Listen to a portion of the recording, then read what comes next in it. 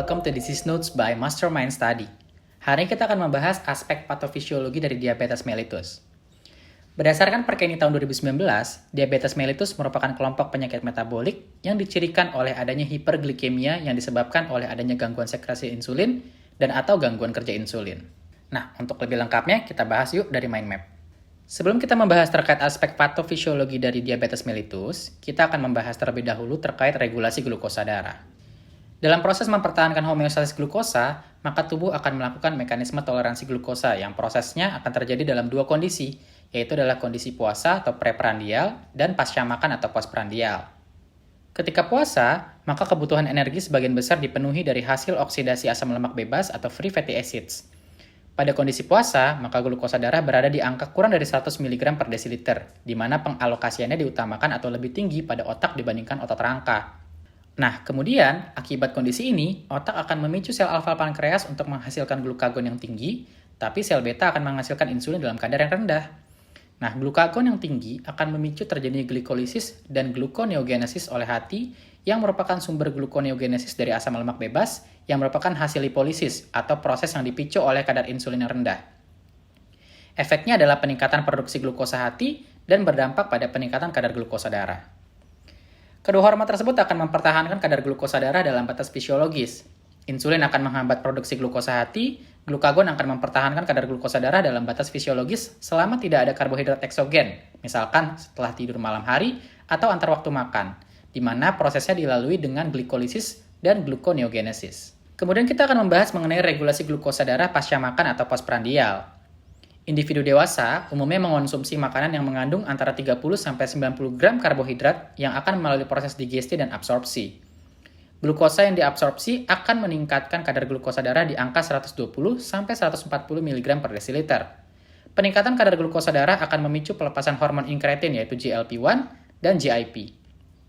Kedua hormon itu dihasilkan oleh saluran cerna dan akan memicu lepasan stimulus neural. Proses digesti, lepasan inkretin, dan lepasan stimulus neural akan memicu sel beta pankreas untuk menyekresikan insulin dalam kadar tinggi, dan akan memicu sel alfa pankreas untuk menyekresikan glukagon dalam kadar rendah.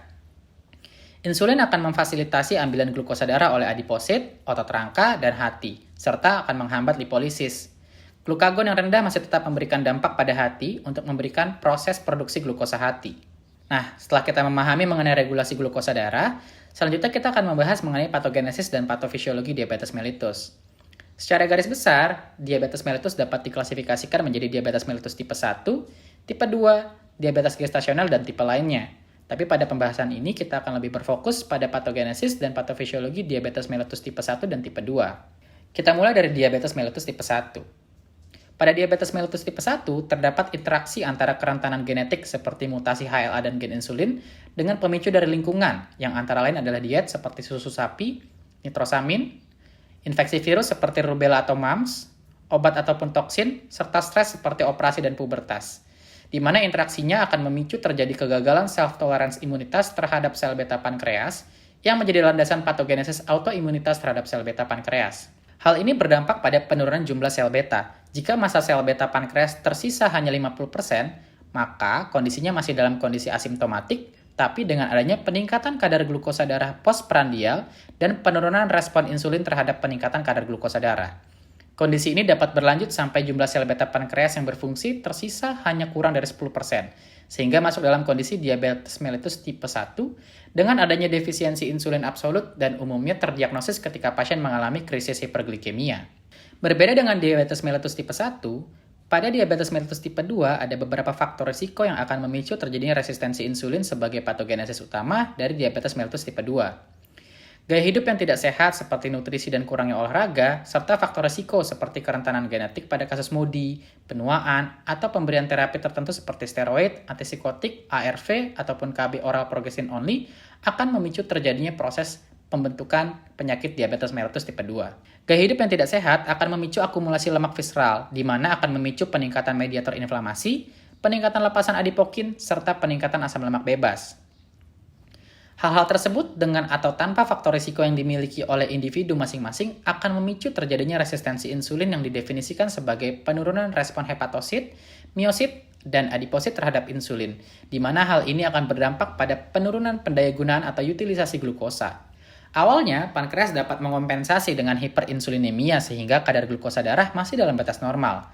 Akan tetapi, bila resistensi insulin semakin memburuk atau gagalnya kompensasi hiperinsulinemia, maka akan menyebabkan terjadinya defisiensi insulin relatif. Defisiensi insulin relatif akan menyebabkan hiperglikemia postprandial yang berdampak pada glukotoksisitas, sehingga semakin memperburuk progresivitas kerusakan sel beta pankreas. Progresivitas dari kerusakan sel beta pankreas akan menyebabkan defisiensi insulin absolut, sehingga terjadi hiperglikemia pre maupun postprandial dan masuk dalam kondisi diabetes mellitus tipe 2. Nah, pada kasus diabetes mellitus tipe 1 maupun diabetes mellitus tipe 2 akan terjadi penurunan pendayagunaan glukosa oleh jaringan, yang dimana hal ini akan berdampak pada pertama, penurunan energi sehingga pasien akan mengalami polifagia, penurunan berat badan, dan mudah lemas. Dan yang kedua akan terjadi hiperglikemia yang memicu reabsorpsi glukosa di tubulus ginjal untuk ditukar dengan natrium dan air sehingga terjadi poliuria dan polidipsia. Oke, itu merupakan pembahasan mengenai patogenesis dan patofisiologi dari diabetes mellitus. Semoga bermanfaat, dan terkait akses untuk mind map-nya dapat mengikuti syarat dan ketentuan di kolom description. Thank you and see you next time.